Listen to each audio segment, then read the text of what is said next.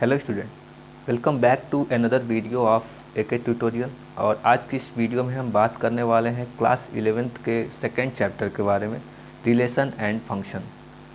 चूँकि मेरे पास आप लोगों का जो रिकमेंडेशन आया था उसमें क्लास 12th के रिलेशंस एंड फंक्शन चैप्टर को अपलोड करने के बारे में आया था, पर मैं यहाँ क्लास 11th का रिलेशंस एंड फंक्शन चैप्टर इसलिए अपलोड कर रहा हूँ कि जब तक आप इसे नहीं समझेंगे तब तक आप 12th के रिलेशंस और फंक्शंस को नहीं समझ पाएंगे। तो मैंने सोचा कि 11th का अपलोड करने के बाद मैं 12th के रिलेशंस एंड फंक्शन चैप्टर को अपलोड करूँगा। ओके, को शुरू करने से पहले हमको ये समझना होगा कि सेट क्या होता है। तो सेट का यहाँ डेफिनेशन लिखा हुआ, collection of well defined and distinct object या एलिमेंट, यानी कि ऐसे ऑब्जेक्ट का कलेक्शन जो कि क्या हो, वेल डिफाइंड हो और साथ ही साथ डिस्टिंक्ट हो, यानी कि अलग अलग हो। जैसे फॉर एग्जांपल के लिए यहाँ पे हमने एक कलर का कलेक्शन ले लिया, ब्लू, रेड, येलो, तो ये डिफाइन है कि ये क्या है, कलर है, और ये क्या है, अलग अलग है, यानी डिस्टिंक्ट है। तो इसे हम सेट कह सकते हैं। जैसे ए से लेकर जेड तक अल्फ़ाबेट, यानी ये क्या है, अल्फ़ाबेट है। तो यहाँ ये क्या है, वेल डिफाइंड है और साथ ही साथ ये अलग अलग अल्फ़ाबेट यानी डिस्टिंक्ट है। ऐसे ही सेट ऑफ ये नेचुरल नंबर 1 2 3 4 ये सब क्या है, सेट है। ठीक है, तो ये सेट का डेफिनेशन होता है, इससे हमें जानना होगा, तब हम शुरू करते हैं रिलेशंस एंड फंक्शन। तो यहाँ हम बात करेंगे Cartesian product of two sets. यानी Cartesian product of two sets में ये कहा जाता है कि suppose A is a set of two colour. A क्या है कि हम मान लेते हैं यहाँ कि दो कलर का कोई सेट है, and B is the set of three object, और बी क्या है, थ्री ऑब्जेक्ट का कोई सेट है। तो यहाँ हमने ए को ले लिया, तो दो कोई कलर का सेट, रेड और ब्लू, और बी क्या है, थ्री कोई ऑब्जेक्ट है, बी सी जस्ट हमने ले लिया। तो फिर हम क्या करते हैं कि इनका कार्टेशियन प्रोडक्ट लेते हैं, इसको बोलते हैं A cross B. A cross B ही क्या बोलते हैं, इसको Cartesian product of A B. यहाँ हम ए क्रॉस बी नहीं बोलेंगे, इसको डिनोट करते हैं ए क्रॉस बी से, बट इसे हम बोलेंगे Cartesian product of A and B. ठीक है, तो ए एंड बी में का जब हम कार्टेशियन प्रोडक्ट लेंगे तो यहाँ पे जो एलिमेंट मिलेंगे वो हमको मिलेंगे ए कॉमा बी टाइप के। यानी पहले ये जो ए होगा ये इस कैपिटल ए का एलिमेंट होगा, और ये जो बी होगा ये कैपिटल बी का एलिमेंट होगा। यहाँ ये कहा गया A is the element of A and B is the element of B. ठीक है, तो यहाँ पे A cross B Cartesian product of A भी हम निकालते हैं। तो यहाँ क्या होगा, रेड का पहले बी सी यस के साथ हम कार्टेशियन प्रोडक्ट लेंगे, तो रेड का पहले बी के साथ तो रेड कॉमा बी हो गया, फिर रेड का सी के साथ रेड कॉमा सी हो गया, फिर रेड का एस के साथ रेड कॉमा एस हो जाएगा। फिर ऐसे ही हम ब्लू का निकालेंगे, ब्लू का बी के साथ ब्लू कॉमा बी हो गया, ब्लू का सी के साथ ब्लू कॉमा सी हो गया, ब्लू का एस के साथ ब्लू कॉमा यस हो गया। ठीक है, अगर हम कहें कि बी हमें कार्टेशियन प्रोडक्ट ऑफ बी ए निकालना है, तब ये क्या होगा, उलट जाएगा, तब बी का एलिमेंट पहले आएगा और ए का एलिमेंट बाद में आएगा। ठीक है, तो यहाँ हमने Cartesian product of B A निकाला, तो यहाँ बी का एलिमेंट पहले आएगा, तब बी कॉमा रेड मिलेगा, बी कामा ब्लू मिलेगा, सिमिलरली सी कामा रेड मिलेगा, सी कामा ब्लू मिलेगा। यहाँ हमने Cartesian product of B cross A निकाला हुआ है। ठीक है, अभी हमें यहाँ कुछ इम्पॉर्टेंट रिमार्क देखना होगा जो कि इस एक्सरसाइज में बहुत महत्वपूर्ण है। इसमें पहला रिमार्क ये कहा है कि two ordered pair are equal if and only if and only if को आई डबल एफ से यहाँ डिनोट किए हैं। If and only if the corresponding first element are equal and second element are equal. इसके कहने का मतलब है कि दो ऑर्डर्ड पेयर, फिर ऑर्डर्ड पेयर, कोई दो ऑर्डर्ड पेयर इक्वल होगा तभी। जैसे हमने ले लिया कि x कामा वाई जो है ये a कामा बी के इक्वल तभी होगा जब ये क्या हो, x a के इक्वल हो, x इक्वल टू a, और ये y किसके इक्वल हो, y इक्वल टू b हो, तभी ये दोनों ऑर्डर्ड पेयर आपस में इक्वल होगा।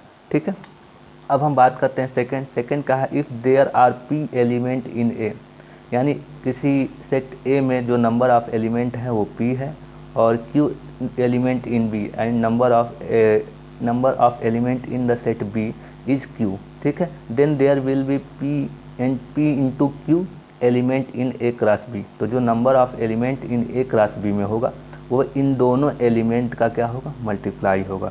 यहाँ अगर number of element in the set a is equal to p है, number of element in the set b is equal to q है, तो दोनों का जो क्रॉस होगा उनके एलिमेंट के मल्टीप्लाई के इक्वल होगा। ठीक है, कार्टेशियन प्रोडक्ट। अब हम आते हैं थर्ड, क्या कहता है, if A and B are non empty set. अगर ए और बी कोई दो नॉन इम्पटी सेट हो, यानी उसमें कम से कम एक एलिमेंट हो, ठीक है, और उन दोनों में से ए और B is an infinite set, इसमें से कोई एक क्या हो, infinite set, then so is a Cartesian product of A B. तो ए और बी का जो कार्टेशियन प्रोडक्ट भी होगा वो क्या होगा, इनफाइनाइट होगा। हमारा जो फोर्थ रिमार्क है वो कहता है कि अगर हम क्या करें कि एक सेट ए है उसका 3 बार उसका कार्टेशियन प्रोडक्ट लें, तो ये ए बी सी टाइप का ये इसमें जो मिलेगा एलिमेंट, तो इसको बोलते हैं, यार ए बी सी जो होगा इसको बोलते हैं ऑर्डर ट्रिपलेट। जैसे उसमें अगर दो रहता है, ऑर्डर बनता है, तो उसको बोलते हैं ऑर्डर पेयर। अगर 3 एलिमेंट बन रहा है एक ब्रैकेट में तो इसको बोलते हैं ऑर्डर ट्रिपलेट, ठीक है। तो यहाँ पे हम पहला एग्जांपल देखेंगे इसका। पहला एग्जांपल में कहा है if x plus 1 comma y minus 2 equal to 3 comma n, यानी कि ये ऑर्डर पेयर इस ऑर्डर पेयर के इक्वल है, find the value of x and y। तो हमने पहला रिमार्क क्या पढ़ा कि दो ऑर्डर पेयर तभी इक्वल होंगे जब पहला एलिमेंट पहले एलिमेंट के इसके इक्वल हो और सेकंड एलिमेंट इसके सेकंड एलिमेंट के इक्वल हो। यानी x प्लस 1 3 के इक्वल करेंगे, x plus 1 equal to 3 and y minus 2 equal to 1। हमने y minus 2 equal to 1, x plus 1 से यहाँ से हमने जब 1 को इधर एक्सचेंज किया तो 3 में से माइनस हुआ, यहाँ x की वैल्यू 2 आएगी, और सिमिलरली ऐसे ही 2 को जब इधर लाएंगे तो यहाँ ऐड हो जाएगा, y इक्वल टू दे देगा आपको 3। सिमिलरली हम ऐसे ही एक्सरसाइज के प्रॉब्लम को सॉल्व करेंगे। एक्सरसाइज का पहला क्वेश्चन भी बिल्कुल सेम एग्जाम्पल की तरह दिया है जो हमने अभी एग्जाम्पल देखा। इसमें कहा है x upon 3 plus 1 comma y minus 2 upon 3 is equal to 5 upon 3 comma 1 upon 3। यानी ये भी ऑर्डर पेयर है, ये भी ऑर्डर पेयर है। ये दोनों ऑर्डर पेयर तब इक्वल होंगे जब इसका पहला एलिमेंट इसके पहले एलिमेंट के इक्वल होगा, इसका दूसरा एलिमेंट दूसरे के इक्वल होगा। हमने यहाँ से इक्वल करके इस एलिमेंट को इसके इक्वल किया, x upon 3 plus 1 equal to 5/3 किया। यहाँ से हमने x की वैल्यू कैलकुलेट की तो हमको यहाँ मिला 2। सिमिलरली यहाँ से हमने y माइनस 2 अपॉन 3 को इक्वल कर दिया 1/3 के, और यहाँ से हमने y को कैलकुलेट किया 1, ठीक है। क्वेश्चन नंबर 2 कहा है if the set A has 3 element and set B has 3, 4, 5 then find the number of element in a Cartesian product of A and B। कहा है कि अगर सेट A में 3 एलिमेंट हैं और B में ये एलिमेंट दिया हुआ है, यानी B में भी 1 2 3 एलिमेंट दिया है, देन हमें क्या फाइंड आउट करना है कि कार्टेशियन प्रोडक्ट ऑफ AB में कितने एलिमेंट होंगे।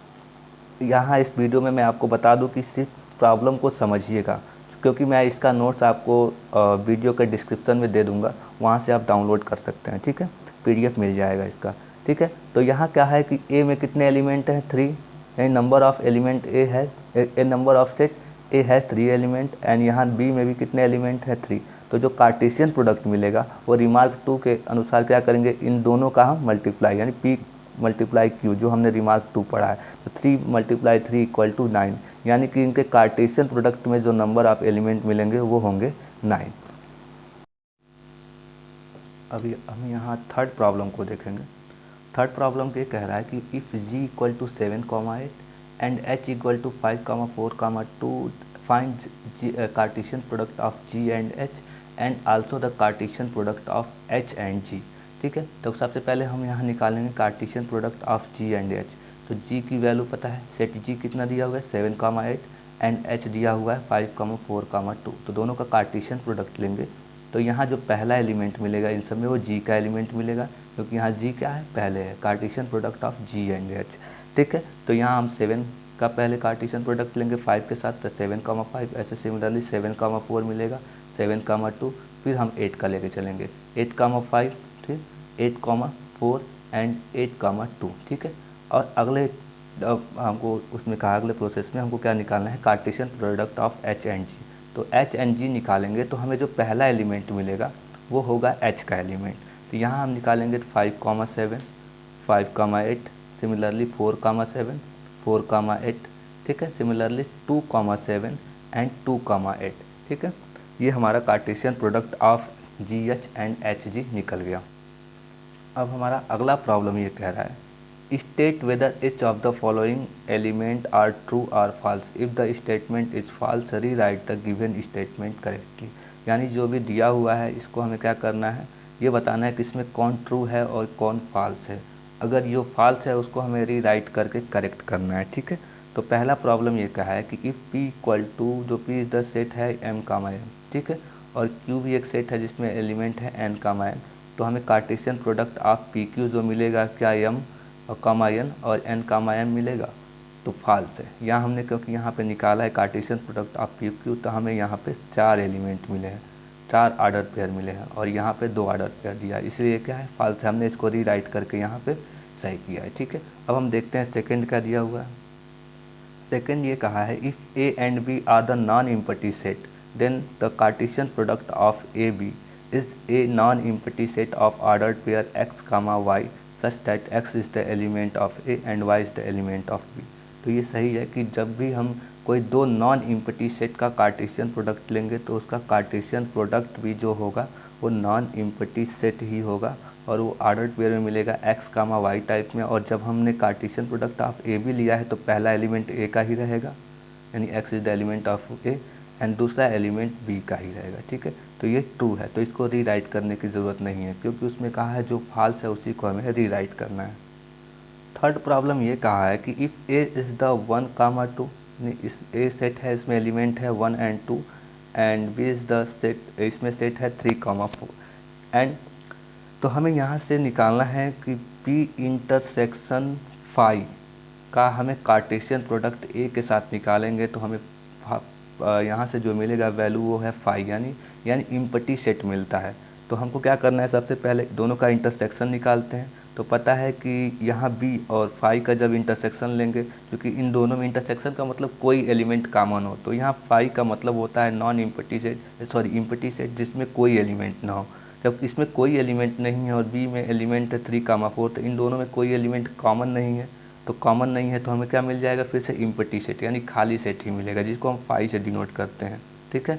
तो यहाँ फिर क्या करेंगे हम, तो ए क्रॉस फाई, यानी ए क्रॉस फाई मीन्स ए क्रॉस फाई की जगह इसी को रख दें, ठीक है, तो हमें मिल जाएगा फाई ही। तो इसका मतलब ये क्या है, ट्रू है।